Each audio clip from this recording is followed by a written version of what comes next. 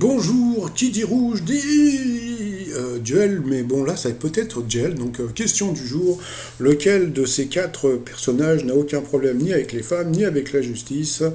Eh bien, personne. Ils ont tous des problèmes, donc voilà. D'habitude je ne parle pas de ce genre de choses sur ma chaîne, mais bon, hier, il s'est passé quand même quelque chose d'assez exceptionnel, c'est que France 2 est arrivé premier dans les audiences, hein, donc ils ont battu TF1 et M6. Donc bon, c'est à noter puisque c'est vraiment très très rare, hein. Et tout ça grâce à Élise Lucet, parce que si tu sais pas Élise Lucet, et surtout à cause de de ce mythe, je suis désolé, donc Nicolas Hulot c'est un mythe pour plein de jeunes, plein de moins jeunes, etc. Donc ce mec comment dire, qui incarne l'écologie, les voyages, Ushuaïa, etc., etc. Donc ça me fait penser à une phrase de Thierry Gilardi. Oh non, Zinedine, pas toi, pas maintenant, pas après tout ce que tu as fait. Eh ben si. Eh bien on a appris que ce monsieur donc avait pas été correct avec des nanas. Alors bon, il y en a qui prennent ça avec humour, hein, sur internet. C'était à Bornéo en 1994 lors d'un tournage d'Ushuaïa. Et puis bon, surtout qu'on a appris que il avait sauté sur Maureen Dor. Donc pour essayer de l'embrasser et peut-être plus. Donc c'est un mythe quelque part qui s'effrite, comme on dit en Belgique.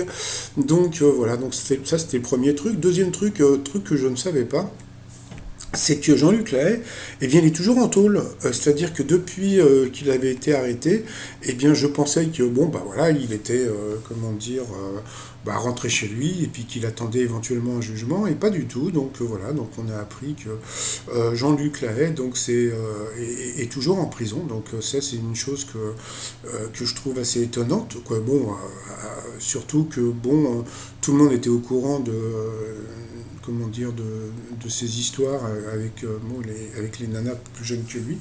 Mais bon, donc ça c'était un truc. Autre chose, PPDA lui aussi, donc c'était un mythe pour plein de gens, parce que ça a été avec, ça a été je sais pas, le présentateur du JT, je sais pas, qui était le plus emblématique de TF1. Donc voilà. Et puis vous avez aussi, alors, Harry Habitant, moi pourquoi j'en parle?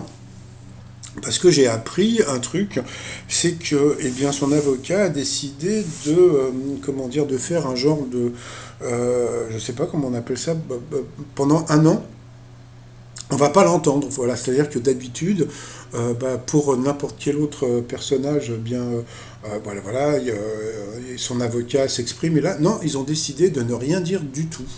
Donc pendant un an, on va pas entendre du tout Harry Habitant. Donc voilà, donc je pense qu'il y aura peut-être un procès, je ne sais pas, etc., etc. Mais voilà, donc comme je l'avais dit sur un des t-shirts, on peut parler tous les jours, mais le jeudi faut se taire. Harry Habitant, voilà quoi. Donc voilà. Et puis voilà, donc les deux personnages là, on a l'impression qu'ils sont dans une cour de prison. Pour l'instant, moi je veux pas dire du mal, mais ces deux personnes, c'est vraiment des mythes, des mecs qui étaient cultes de la télévision. Et là, franchement, de s'effondrer comme ça, tout ça pour des histoires avec des nanas, je trouve ça mais vraiment d'une bêtise. Donc voilà quoi. Bon, allez, sinon je vous dis à tout à l'heure pour mon résumé des 12 coups de midi. Puis bon, là il y aura de vrais duels, hein. Allez, bye bye.